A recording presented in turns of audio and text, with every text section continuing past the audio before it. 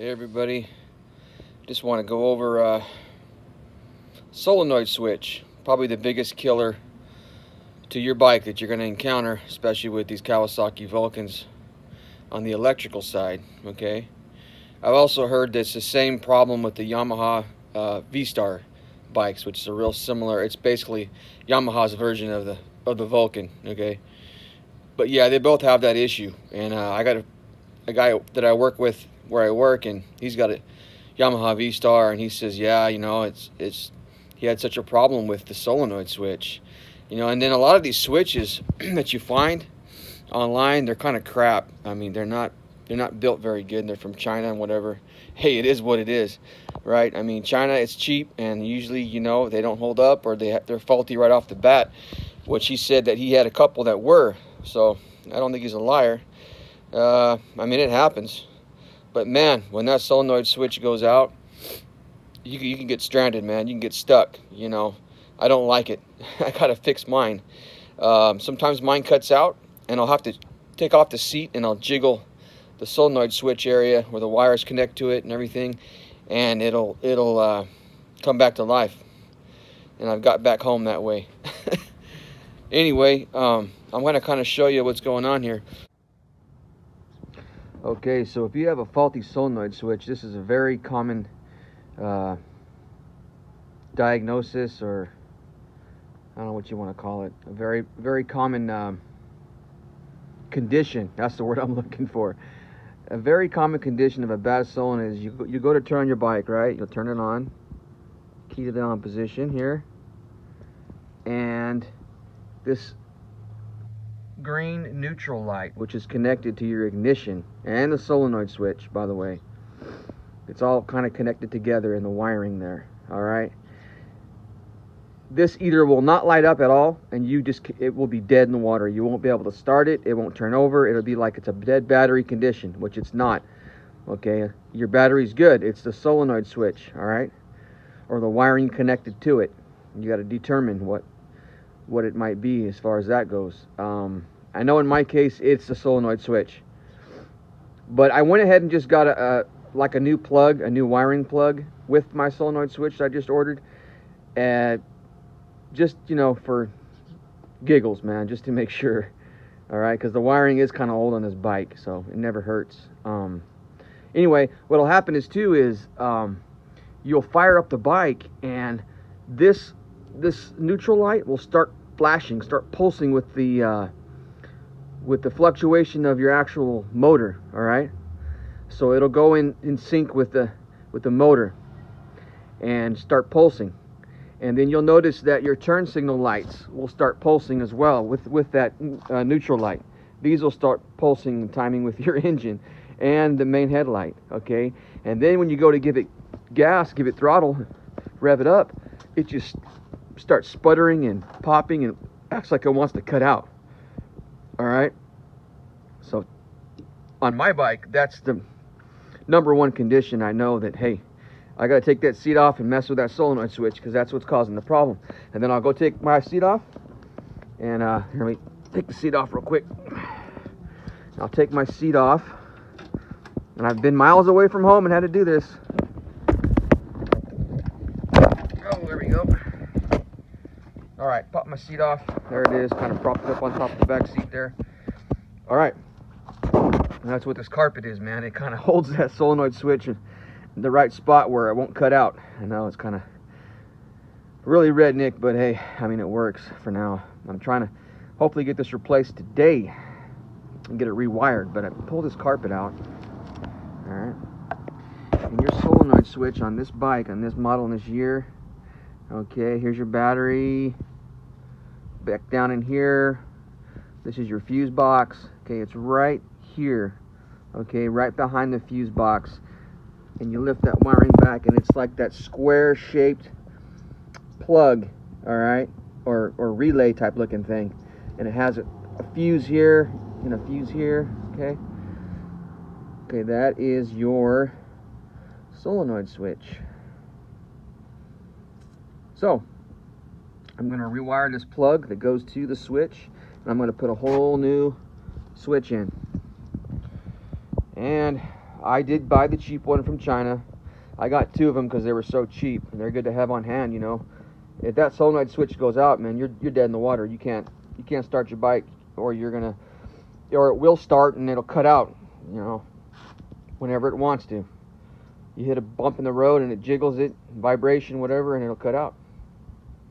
So if this doesn't work, I'm gonna have to break down, and I've heard Rick's Motorsports has really good American-made solenoid switches, but they run about 60, 70, 80 bucks. So I may have to do that. I hope I don't, because I don't want to spend that kind of money, but we'll see what happens with this Chinese one I'm going to put in. So anyway, I'm going to get to it. All right, here's your solenoid switch, the new one, okay? It's got 4 prongs in that little plug-in area, and you got 2 posts, almost like a battery, okay? You got your fuse here, protects the solenoid, and this came with a new plug. All right, that hollow spot, rectangle deal goes over the fuse. All right, and you got 4 wires here. Of course, they're not the same color what I have, so I got to figure this out. And I'm only seeing 3 wires on my plug here, my old plug. I'm only seeing them. Looks like a yellow with a red stripe, a black, and a white. Or what is it? Is that black with yellow? Yeah, black with yellow and a white. I don't know why there's only 3. See, and there's a wire missing from that side right there. I don't know why. That doesn't make sense. Unless you don't need it for some reason. I don't know. Anyway, let's see what I got going on right here in my fuse box here. Well, I see I had a yellow with a red stripe. Yellow with a red stripe. Yeah, right there. Okay, yellow with a red stripe. Oh, a solid white one. Where would the solid white one be? You see, I'm not. Oh, over here. Okay. So they split off somewhere in here, huh? The wires break off, go different spots. Looks like. And I got a black with a yellow stripe. Hello, black with a yellow stripe. Where are you? I wonder if. It's a skinny. Oh, that must be it there then, huh? I wonder if that's the ground. I bet you that's the ground. See that black with the yellow stripe? Little skinny yellow stripe on that black. And I got one right here. That's the ground. You know what? I'm going to clean this ground up too. Sometimes that paint will interfere with your connection. You need a nice clean ground, free of paint, metal on metal, no paint in between. So I'm going to take this off and use my Dremel and kind of take off that paint around that area. Alright guys, so I used my Dremel here with a little wire brush attachment put on there. Okay, works pretty nice. I made sure, and you can see that, I cleaned up the back side of that bolt, the ground bolt. Nice clean connection there. My ground wire, I polished out that brass washer lead that connects to the bolt, and I made a nice clean connection here where the bolt goes on the actual frame of the bike. Okay, now that's really important, believe it or not. I mean, ground issues, man, they cause all kinds of problems. So I don't know if that's what was part of my problem, possibly, but I didn't like the way it looked, so I went ahead and did it right and cleaned it up.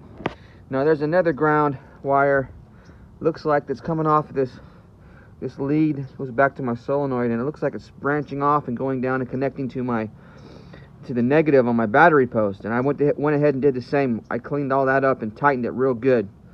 All right, on my battery, on the negative on the battery there, coming from this wire, this ground wire. So now it's Matter of taking the old solenoid out of there, which is kind of a tight fit. It's hard to get in there. And putting the new one on. I'm going to try to connect everything outside of putting it down in there and attaching it to the frame, just to make sure everything works right before I go through all the trouble of doing that.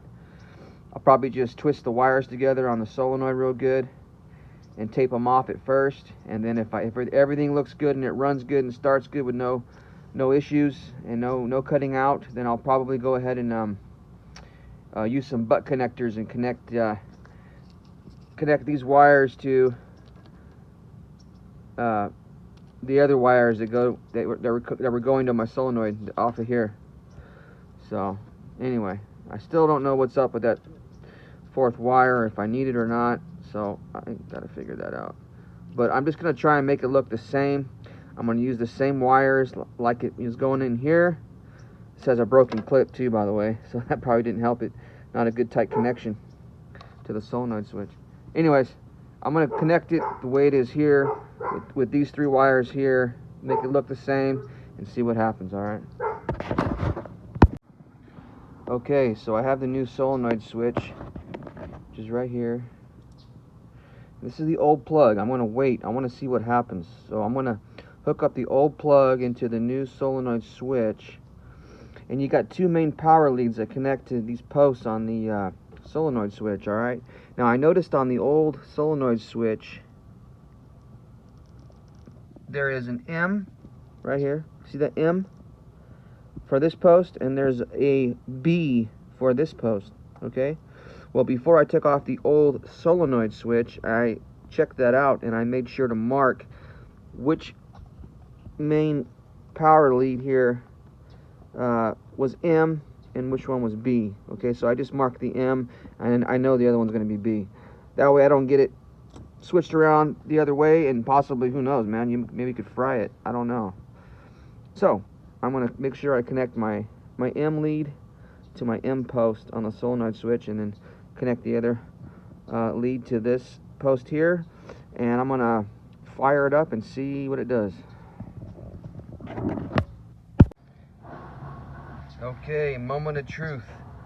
I have the new solenoid switch installed, everything hooked up.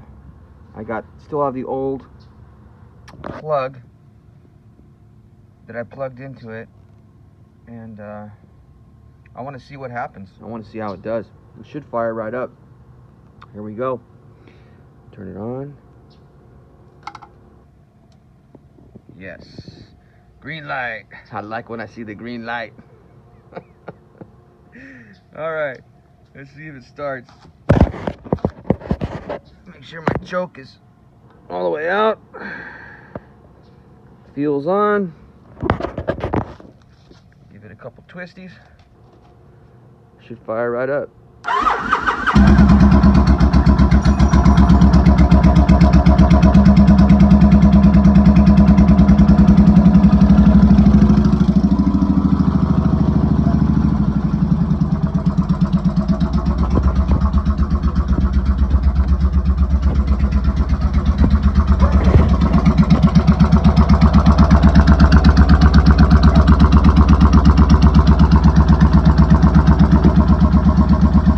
Up now. I don't know, that light's still flashing.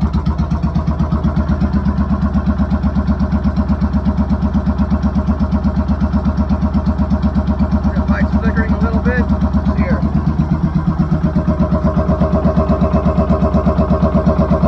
Well, it might be alright.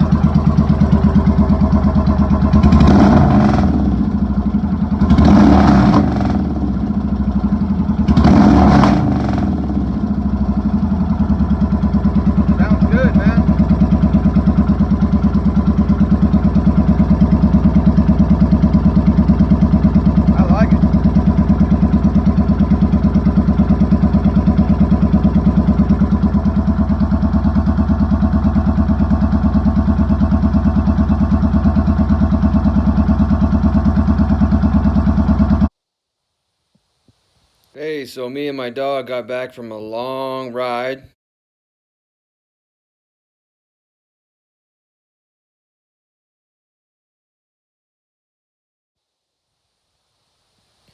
And that solenoid switch worked like a charm. I had no issues. It ran great, didn't pop and make a bunch of noise, didn't run rough, didn't cut out. So I think for now I'm just going to leave that pigtail the way it is. The old one seems to work just fine. I don't believe it was the pigtail. I think it was that solenoid switch. That's where the problem was.